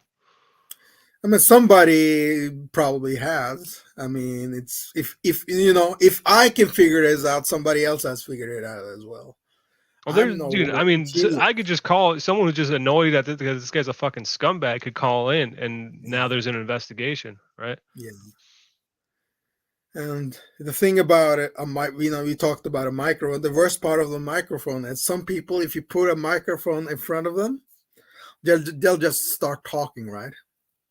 Yeah. So he goes on to these interviews, right, on YouTube, and one of the interviews says, "Well, I have all these income streams, and before I went full time with my content creation, I had to make sure I had a hedge fund, right, a security fund, just in case he loses everything. So he already has a stack of cash flow he can use in emergency time. So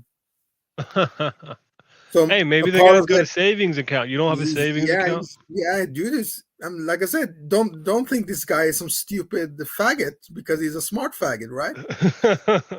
So Wait, hang on, Moise. You're gonna persecute this guy for having a savings account. Don't you have a savings account? Should we persecute you? no, I don't have any savings. No? All right. No, All right. not yet. I used to have it, but Hey, yeah, I mean, everyone's got expenses, man. Life ain't cheap. yeah. All right, so let's hear it then. Yeah. Lock of the night. So he has the money to pay some of the contestants, right? Because now he says he spent it all the way. Yeah. Oh, dude, I heard that he paid off like 2 people like a couple weeks ago, and he's just gone back into like the netherworld. Yeah, he paid off an Armenian guy and a Jewish guy because they were very yeah, those are the vocal. guys you want to pay first, right? Yeah, Armenian was crazy, man. He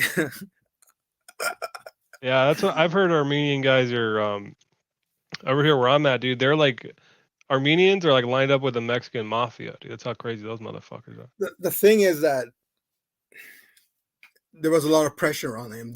Someone started to snoop around his family, started calling his family members, and I saw that. They called his brother.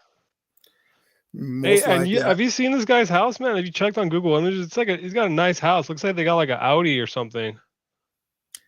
if you can DM me his address, I can. I haven't looked at his address because I don't know. You haven't found his house, or No, I thought you were one of the ones that found his house. No. I've been focusing on the process, Dude, somebody found this guy's, because we all got like online presence, man. But this like idiot like made some account that got found on like some hiking website or some bullshit where you can log. You get log for everyone to see. So this guy, they found out where this guy lives.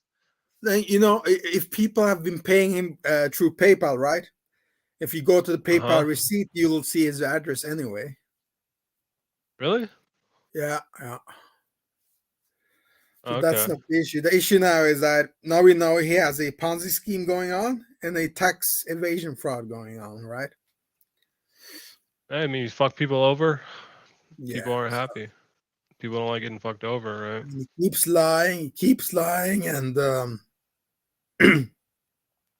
so what happened was that when I discovered or made the assumption that he was running a Ponzi scheme, I I wrote it down and made a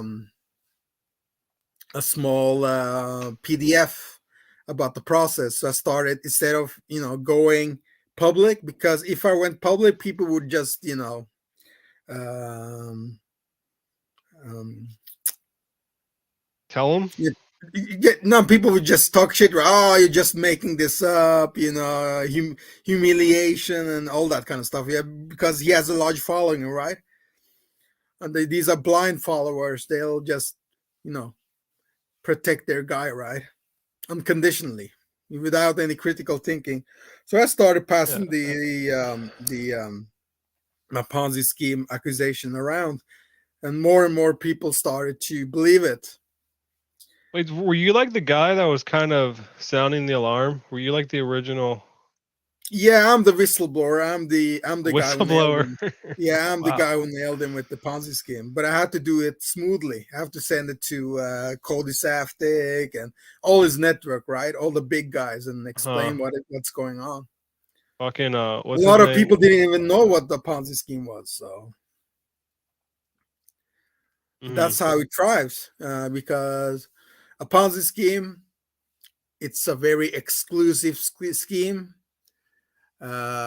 There's no transparency. And even the involved. people, like, you're a whistleblower, but even like people who are directly getting fucked, they don't want to say anything because they're just afraid of not even getting paid. And it's like, who do you say anything to, anyways? It's not just about being paid. They're afraid of being humiliated and attacked by people who are unconditionally, uncritically defending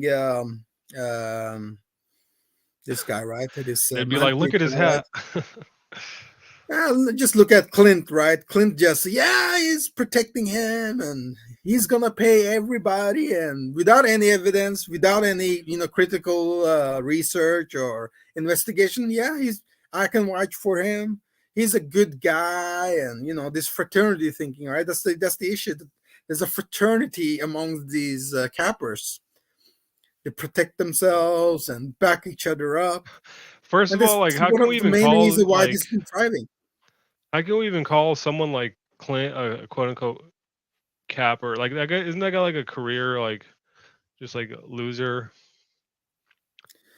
Yeah, he says he lost 70 units, right, last year. What is his unit size then? Fuck. I don't know, but still that's I don't think these guys are betting small, man. Like, I have no shame. I'm not hiding anything. $50, right? If it's $50, he lost a lot of money.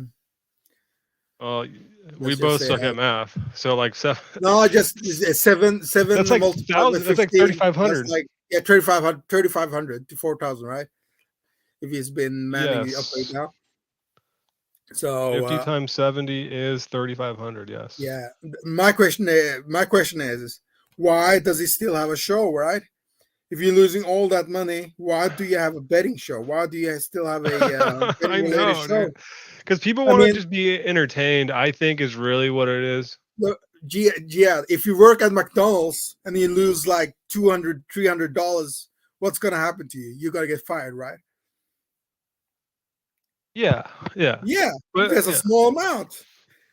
Here we are talking about thousands of dollars and nothing happens. You know why nothing happens? Because of the fraternity thing. These guys back their own up like it's nothing. Without I mean, people want to defend their friends. It's like friends, it's like a human or colleagues, or it's a fraternity thing. It's a fraternity thing. Gang, just call it for what it is, man. Tribalism, dude.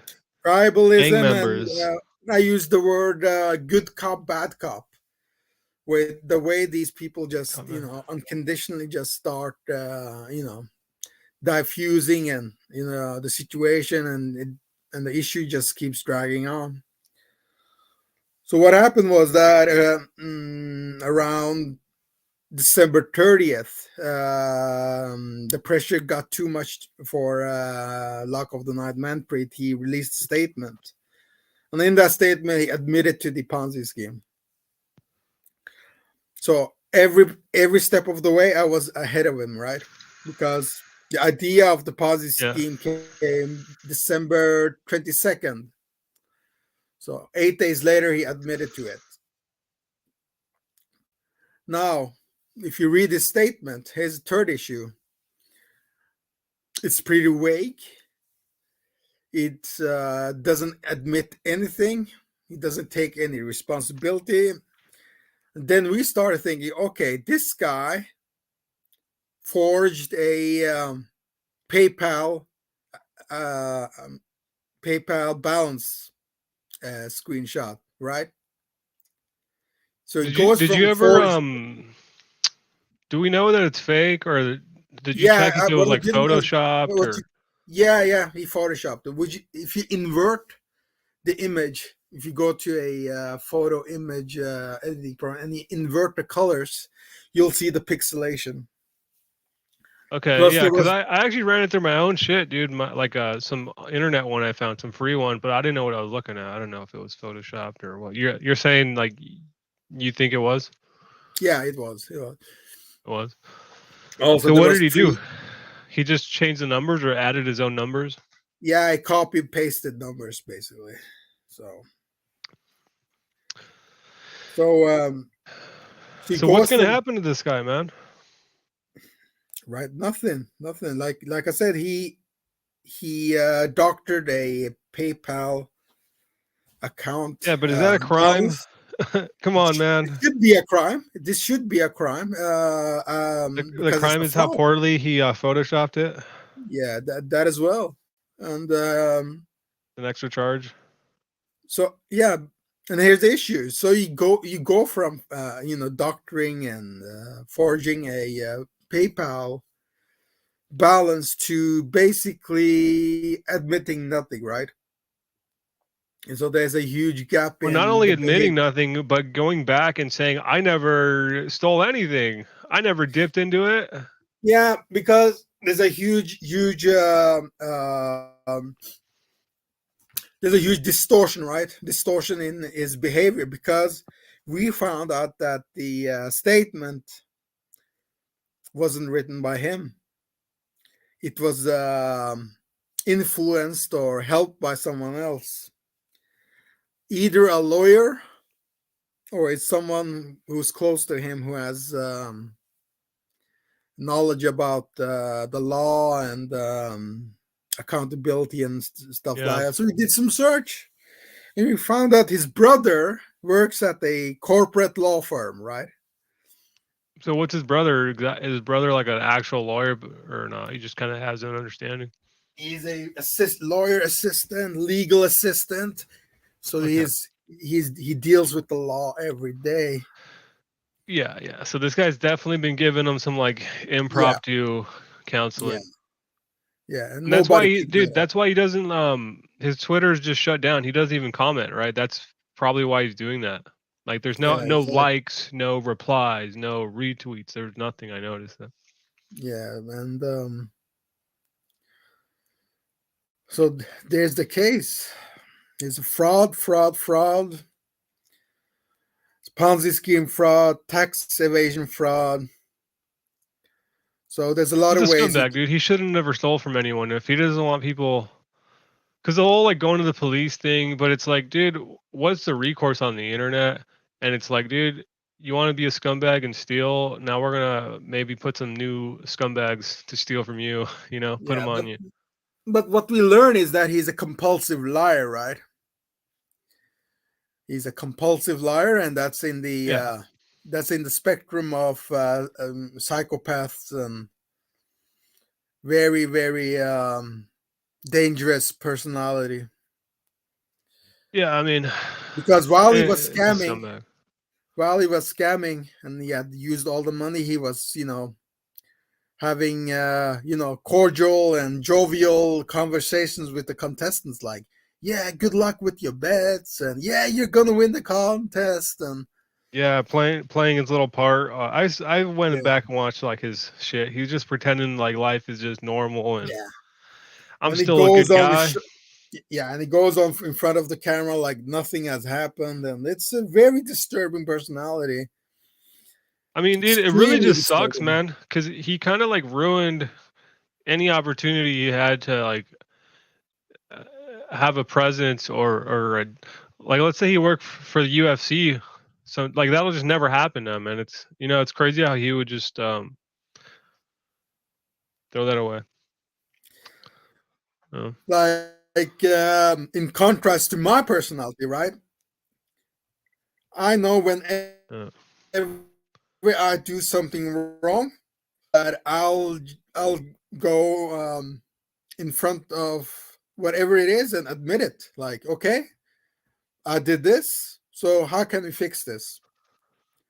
That's always been my philosophy, and it because I know that people are forgiving, and they'll usually accept apology, and if you show you can Yeah. fix the issue right away, Yeah, you'll yeah. get People respect. definitely are willing to give you a second chance. Yeah, like if you're in a professional work environment and you make a mistake, don't hide the mistake. Just attack it right away. Okay, I made a mistake. How do we fix it? You know, that's the So what do you mentality. think is in store for this guy? How does he fix it? Can he fix it? What does that look No, he like? can't fix it. He can't fix it. This guy's a psychopath. He's a narcissist. He's a compulsive liar. He's everything. You know. So what do you think? Did, You think we I should mean, be did his checking wife this know? guy's like search histories, check his basement, and see if he's like a serial killer? I What do you mean, think? did his wife know all about this stuff? You know, did he hide this from his wife? You know. Probably, dude. It's like Yeah, your wife's because not gonna ask too many questions. She's probably just happy he's got like 10,000 followers. Like, okay, he looks yeah, legit. All because right. because you have to look at his income streams, right? He goes on to this interview, right, with Lucas Grandshire, and he says, "Well, I have all these income streams now, and now my wife can quit her job and focus on her master's degree." And for me, that's like admitting that, okay, if she quits her job, there's another gap in the income, right? Yeah, potentially. Yeah. I If mean, she here's stops, my thing: is why is his wife quitting her job to like, your wife should like stop working to like fucking take master's bury your degree. child, man. You know? Yeah. So if there's a huge gap in the income, right, that will further motivate him or make the temptations to steal the money even more from the entry fees. So that's one motivation. The other motivation is that, let's say you run a business, right? And here you have a business income stream based on Patreon members. So he makes an estimate by, okay, by year one, I have 100 members. By year two, I have 200 members. By year three, let's say in 2022 or 2023, like we are now, I'll have 400 members. And based on that forecast, stupid linear logic forecast, he estimates like, okay, here are the entry fees, and I could take a part of the entry fees or use the money from the entry fees because I have the financial backing of my Patreon members, right? And it's Yeah, yeah, growing. yeah. By the He time, was scheming, dude. He was scheming. yeah, like I said, he's not a stupid faggot. He knows what he's doing. The only issue is that he got greedy and his fucking I think he is intelligence stupid. is linear. Anytime you try to just go and do shit like this, it's stupid from the start. You know what I mean? Yeah. So that's the one of also the issues is that his forecast failed because he doesn't know how to calculate a proper forecast, because you're not the only Mhm. one who's creating the content. There's a lot of people creating MMA content, and whenever there's a new content creator showing up, there's a chance you will never get the new customer. The new customer will choose something else. So that's Yeah, one yeah. of It's the just reasons basic why economics. is There's only a yeah, there's only a certain amount of people who are going to be like purchasing, yeah, you know, in an economy. yeah. So he thought that by January this year he would have like 400 to 500 Patreon members, right? He would double his income from there. So it would create a cash flow, liquidity he could use to fill up the money he has been stealing, basically. So, but that failed Yeah. because nothing. First of all, nothing in life is linear. Let's See, just get that out of the so the way. biggest crime this guy committed, Moise, is that he bet on himself and lost, man. Is Yes, that the worst thing in the world? exactly. He bet on himself. Exactly. Don't we all bet on ourselves, Moise? Nope, we never do that, man. Don't we all bet on ourselves just constantly, though? To Is that all some we got? degree, but not that extent. In that extent, I mean, if you don't know math, then don't fucking do forecasts. So yeah, and Yeah, the dude. The worst behavioral part side. is the deception. I feel like. Yeah, that's the behavioral side, right? Like he tells a lie, he goes on with the lie, he meets some Okay, did obstacles. everyone buy it? Okay, now I'm gonna keep wearing my hat. Right? That's like Yeah, exactly. Wearing I'm his gonna put my fucking hat hat. on for a little bit again. So what happens is that he creates another lie, and to cover that lie, he creates another lie. So you have this web of lies, and then by the end of the lie, he has no idea what the lies are about. So Yeah, some dude. This other guy red like flags. needs to go to jail, dude. He Yeah, probably needs to go to jail with the amount of money it is too. yeah, and he was also trying to borrow money from other cappers to. Oh yeah, didn't he take out a loan? He said he took out like a legit loan to pay some people off. That's what We happened, don't right? know, man. We don't know. There's like I said, all we know is that he contacted some other cappers, asked them for borrowing $1,000 here, $1,000 there. You know, That tells you everything you need to know because the he had a reason he wedding. needs a loan right then and Yeah, there is because he already took a quote unquote loan to like from the original money that he has to pay back now, right? It's not that yeah. complicated. So you have the wedding costs, you have the jewelry, tailor, and everything. Then you have the kitchen remodeling. Hey, the guy needed a Costco. new kitchen, man. Yeah, he's eating well. Boys. He's eating well. He's Oh eating yeah, all he that ain't pork. starving, dude. That guy's like obese, man. He's eating all that pork. That fucking poison meat. You fucking piece of shit. Is that the I one hope that you're listening, man, Brit. Muslims Yeah, you don't eat pork or what? no pork, man. No pork. No alcohol. No pork. You don't drink alcohol? No, no. That's good, man. That's good. It's not good for you. Yeah, Look at Dana White, you know? yeah. You think if he wasn't drinking, if he was just at home not drinking, he would be smacking his wife up on camera? Yeah. So currently, I think there are maybe 15 or 16 people left who he owes money to. Someone sent me the list of the people who he He owes originally. 16 people. So this is 16 people, and this is 16 winners, right?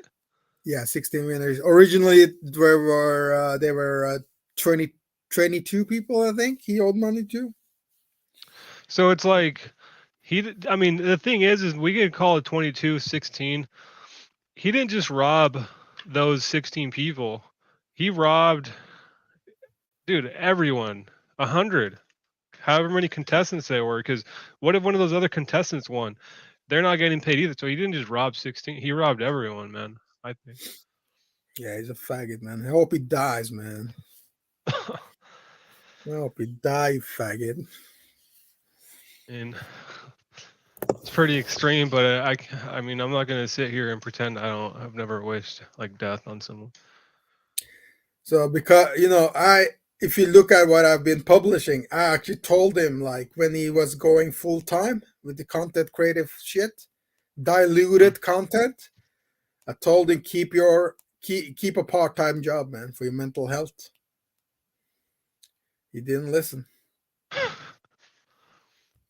Well, And he's like, yeah, I earn a lot of money from Tape Index. Well, the tape, here's the but issue even with if the you had a tape. part-time job, man, like everybody could always use more cash. You know, everyone. No one's No, content with. you know, the thing about part-time job, like I said, mental health. You know, it's one of the best way to keep your mind sane, keep your mind right, is to have a job. You Just know, like something to do. you wake up in the purpose. morning, you freshen yourself up, you go to your job. There's a certain set of standard value you have to follow, you know, and you communicate, you socialize with your the people at your work, you know. Wow. You know, so it helps. Yeah, you're right, with man. your, yeah, it helps a lot, instead of sitting home all day and claim you watch tape. You don't study tape, you watch tape. I mean, everybody can watch tape. If you don't study, what's the point? You know. And he's like, yeah, I get a lot of money from the Tape Index, but here's the one thing the faggot doesn't tell you, is that I actually helped that faggot with the Tape Index, because he didn't even know how to search for tape, right? Because there are certain videos and certain fights you can't find, because there's a lot of complex issues related to searching videos, right? Yeah, Like, where do you find shit for like guys that no, maybe haven't fought in the big? I'll give you an example, but this fucking low IQ idiot didn't know. Right before UFC, you know, the UFC where we had all these Chinese fighters debuting, and people had no Yeah. had no footage. So what I did was I just found out their Chinese name and searched that, and then all the footage started to come up. Really? Yeah. And next step was, How do you okay. find the Chinese name though? That's the question. How do you?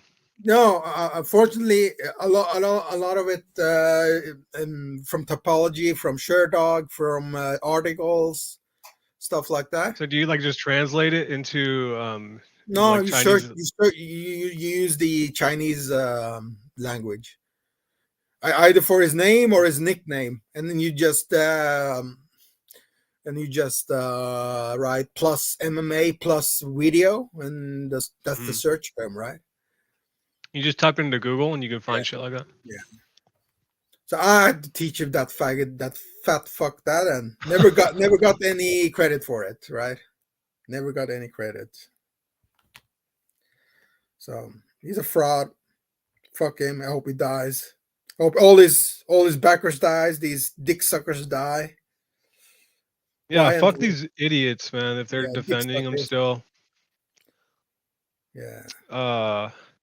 I mean, dude, the guy should go to jail, man. Yeah, he should. There's a case for him to go to jail if he hasn't paid in taxes from his online content. There's a case for tax evasion fraud, Ponzi scheme fraud, fraud, yeah, wire and, fraud, government benefit fraud. That's a lot of jail time, man. But he's fucking look, he's in Canada. Let's just be honest for a sec. He's in Canada and he is like a minority. Yeah, they don't like to prosecute minorities. He gets 6 months of probation. Yeah, these days minorities, it looks bad if you're too tough on crime with those kinds of people. And I say this as a quote unquote minority. I'm like a minority. I'm fucking like, my parents were Mexican. The funny thing I mean, the guy should go to jail, dude.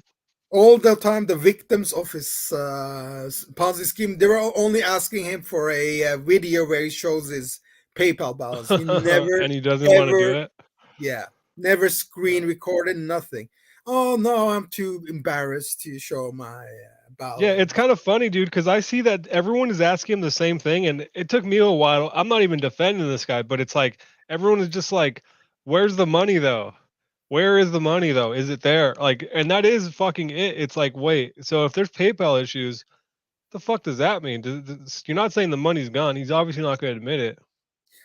Yeah. So here's one of the issues, right? He made a statement, right, which was doctored and influenced by somebody else, and understand why, because he owes people money, right? So let's say he bought his wife a car so she can drive to the university to get her master's, right? You know, she has to. She needs a car, man. She needs Masters, a yeah. car. He took the money, bought her a car. Doesn't What kind matter of how car did he fancy the buy her? car is. Do you know? I don't know. A Toyota Corolla. I don't know. But Lexus. Come on, these a used to be Lexus. He rolling a bought a Lexus, Corolla, right? dude. Well, yeah, sure. He bought a Lexus, and All right.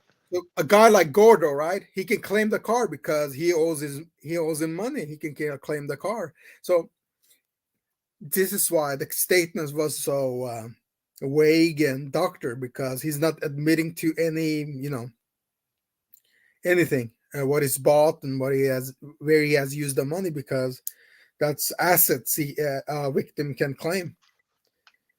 So in a fraud case like this, Yeah, a lot of people will like to think that because none of this was actually like legal, that somehow that he's not liable to pay people back, and I don't think that's true. I haven't really looked too into it, but I don't think it matters at all.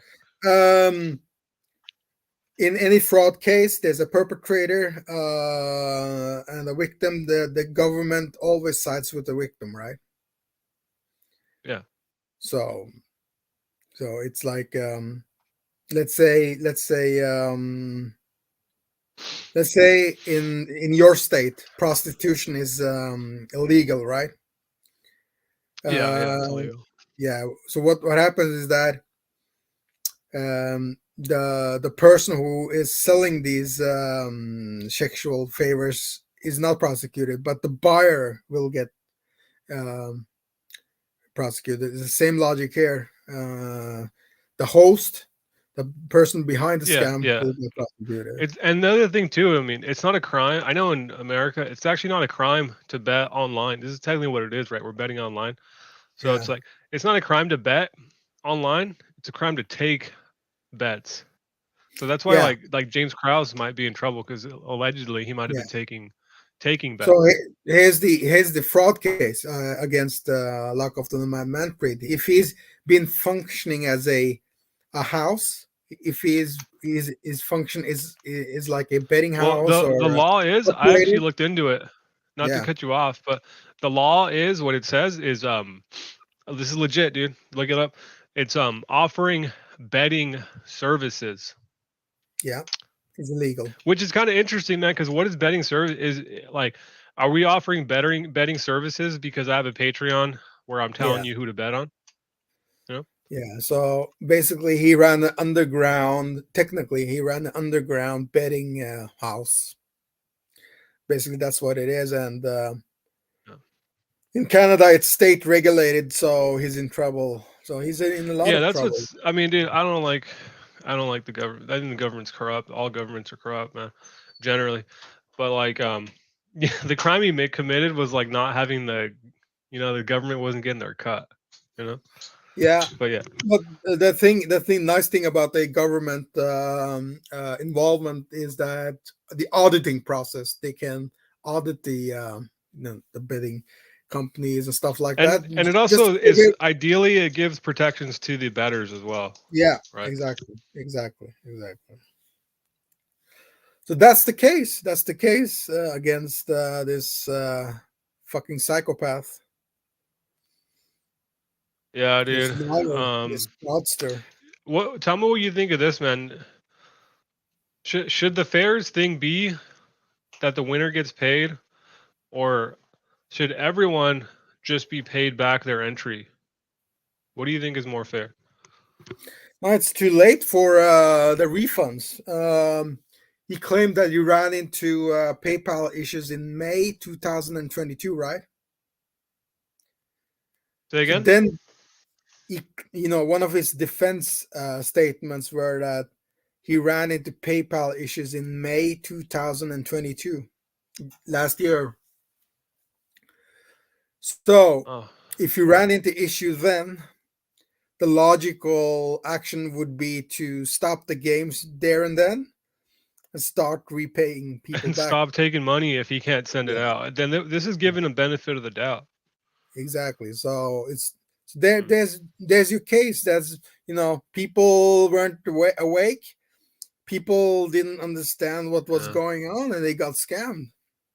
Look, man, I could have said a year ago, the first time I saw this guy's like Twitter profile, man, I could have told all you guys this guy was a fraud, man. But I mean, who would have cared, right? I mean, you got to have evidence, but he looked like a fraud to me. Yeah, but the warning signs were there, because his games were promoted with no risk. His games were exclusive. The people involved in his games were told not to talk about the games, or if there is an issue, keep it between me and you. Keep it between the host of the game and the contestant. Don't speak, don't tell. No snitching. Just this. Like I said, this guy is a real psychopath. And this guy could be a fucking a guru cult leader for all I care. I mean, yeah, we could run away with what this guy was doing, man. Maybe he's killed 50, non-binary children and buried them in his backyard. Somebody dig up his basement, man. Yeah, I mean, I doubt he's doing anything like that, but stealing is bad enough. Yeah, so here you go. So we've outlined the Ponzi scheme, the tax evasion scheme, the benefit fraud scheme, the behavior, the psychopathic, sociopathic, narcissistic behavior, all red signs, all bad things, man. Tribalism, like I said, Oh, Clint, I love you. Oh, I love you. Oh, Moise, I love you. All that stuff, it's looking back, it's like, yeah. Masterfully spoken, Moise. Yeah. Jesus still in the house. Jesus Hernandez. ¿Qué pasa? So that's the case, man. In large, allegedly. So what are you doing, man? Well, I need to take a shower.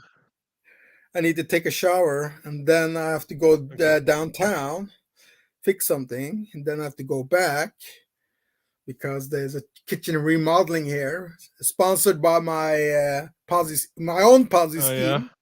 Oh shit! Yeah. I got my own Ponzi scheme going on. And, dude, that's the moral of the story. We all just need to start our own Ponzi schemes. Yeah. That's how we're gonna get out of this one, man. We all just need to start running our own Ponzi scheme.